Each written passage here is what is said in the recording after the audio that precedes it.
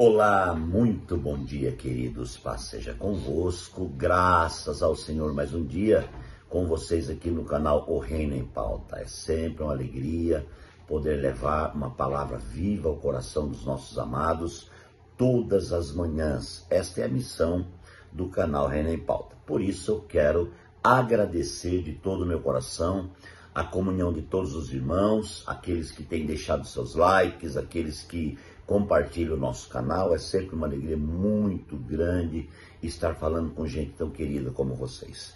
Muito bem, queridos, nós estamos numa corrida gloriosa sobre um tema aqui, que é 6 passos para viver a realidade da presença manifesta de Deus.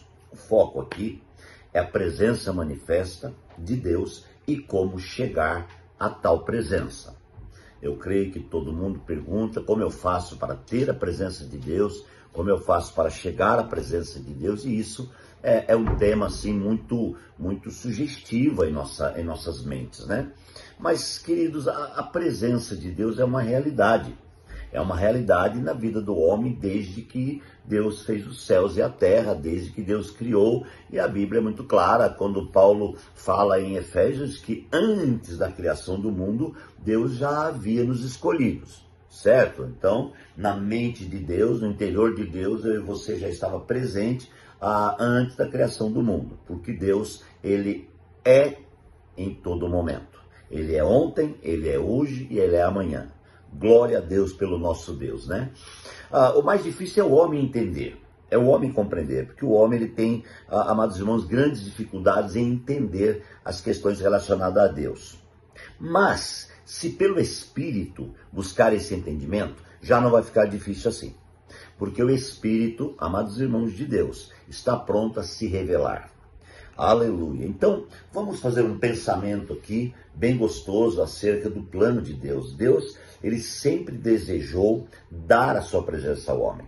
Eu vou chamar essa presença manifesta de Deus de relacionamento.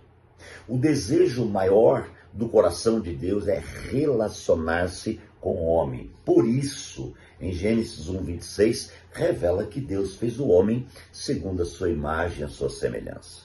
Mas é preciso fazer uma analogia bem profunda nos textos e contextos e ver que o próprio Deus, quando ele, amados irmãos, tinha em mente fazer o homem, ele fez algo antes disso, antes mesmo de pensar na criação, ou de viver a criação do homem, antes da criação do mundo, né? Deus já tinha um plano quando ele ressuscitou o solo, a terra de dentro das águas da morte, que ele chamou de mares. E então a Bíblia diz lá, no Gênesis 2, que ele, então, pegou o solo e arrancou o solo de dentro da água. E a partir daí, o solo agora é o quê? O solo normal e natural é um farelo, é uma farinha, né? É algo assim que não gruda, né? Essa é a terra normal. Você pega um monte de terra e joga assim, ela faz uma poeira, não é?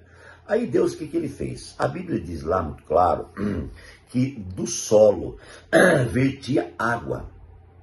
E esta água que vertia do solo não é a água salgada do mar. Não. Esta água que vertia do solo é a própria presença de Deus constituindo o homem, tá? Para que este pudesse ser realmente, amados irmãos, uma matéria-prima de uma criação extraordinária que seria o homem. Então Deus pega o solo e Deus faz nascer água do solo. A presença de Deus já começa a se manifestar aí. Não só aí, mas lá atrás do pensamento de Deus na criação, né? Agora, nesse momento, quando o solo sai de dentro da água, irmãos, então Deus coloca ali o irrigar. Deus está irrigando aquele solo. Qual que era o propósito da irrigação? Ou seja, molhar aquela terra, aquele pó.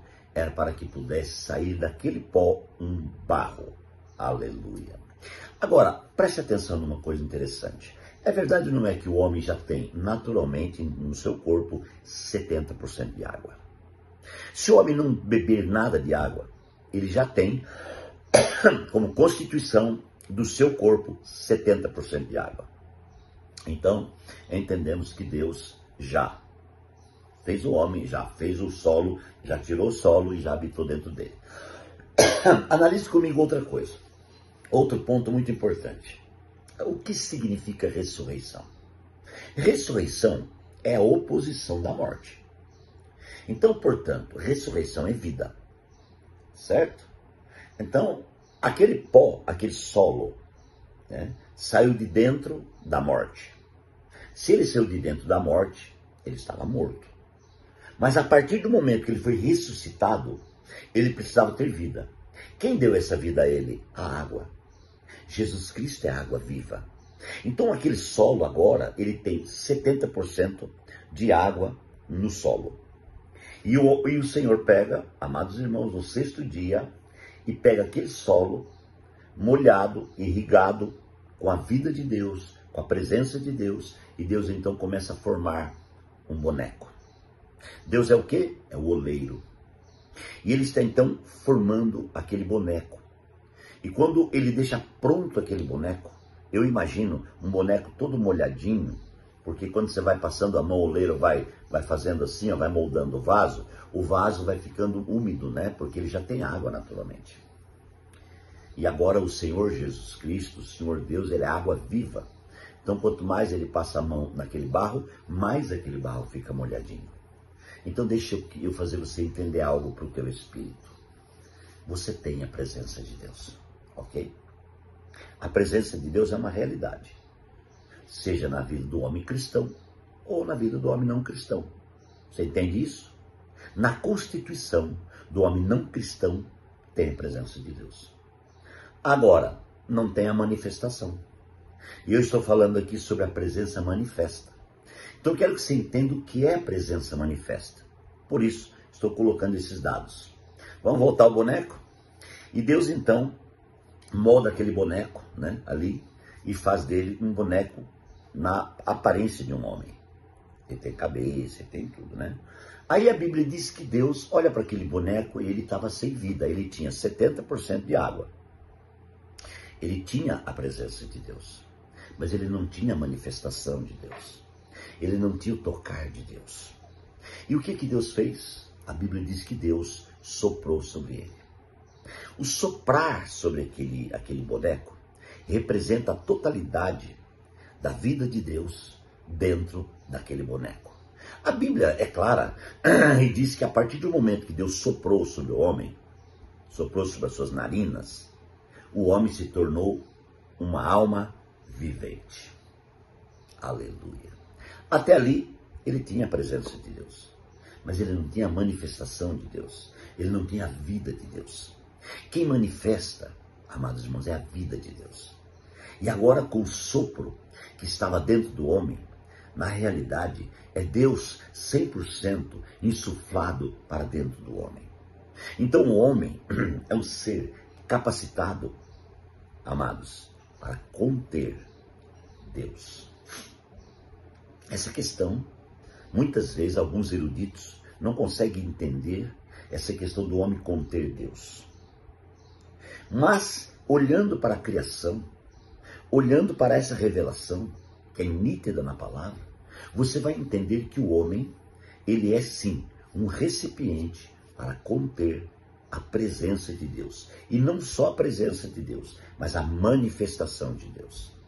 Então, a partir deste momento que o homem se tornou uma alma vivente, né, ele é levado para um ambiente. Que ambiente é esse? O ambiente da relação. O ambiente do relacionamento. Esse ambiente do relacionamento é chamado de jardim. Preste atenção que o ambiente do relacionamento, ele tem toda uma preparação. Amados irmãos, é impressionante como Deus é maravilhoso. Então Deus faz o homem da forma que eu já falei aqui. Deus põe a vida dele 100% dentro do homem. E agora o homem não só tem, amados irmãos, a imagem de Deus, que é o interior de Deus, mas o homem tem a semelhança de Deus e não somente isso. O homem, ele não tem só a presença de Deus, mas ele tem a manifestação da vida de Deus. Porque a vida, ela é manifestante. A vida de Deus é governante. E o homem agora, ele é governado pela vida de Deus. Mas não parou aí. Deus então pega o homem e leva para o ambiente correto. O ambiente da relação. O ambiente do relacionamento.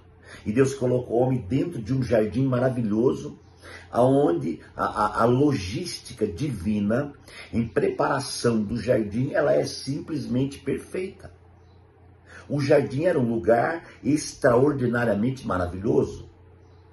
O ambiente da relação com Deus é extremamente maravilhoso. E o ambiente da relação com Deus não é um lugar feito de tijolo, não é um lugar, um templo com nome ou nomenclatura. O ambiente da relação com Deus é o entendimento da presença manifesta de Deus no interior de cada pessoa.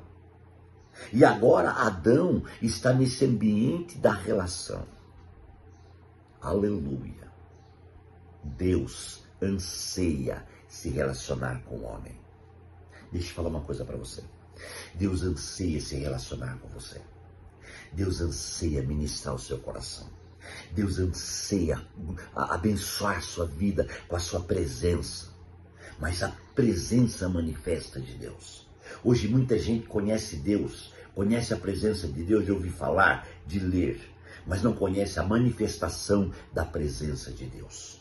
Guarde isso, eu vou continuar na mensagem 9 e Deus vai ministrar grandemente. Pai, eu quero te agradecer, te louvar por mais um dia, por mais um momento e que o Senhor continue abençoando as nossas vidas nesta série, ó Deus, que são 6 passos para viver a realidade da presença manifesta de Deus.